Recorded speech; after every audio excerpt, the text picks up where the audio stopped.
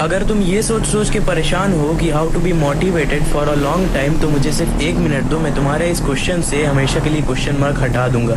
अब मैं कोई बकवास नहीं करना चाहता, इसलिए सीधा पॉइंट पे आता हूँ। देखो, कोई चीज़ अगर ऊपर गई है तो वो नीचे भी आएगी।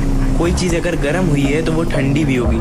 और कोई इंसान अगर मोटिवेट हुआ है तो वो नॉर्मल भी होगा और कभी कभी डीमोटिवेट भी होगा, क्योंकि इन तीनों ही सिनेरियो में कोई एक्सटर्नल फोर्स काम कर रहा है, जिसके हटने के बाद वो सभी चीज़ें अपने नॉर्मल स्टेट में वापस आ जाएंगी।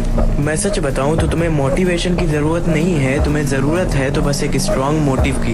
एक एग्जाम्पल से समझाता हूँ, ध्यान से समझना। इमेजिन करो कि तुमने एक कुत्ता देखा जिसे बहुत चोट लगी थी और वो बहुत भूखा भी था।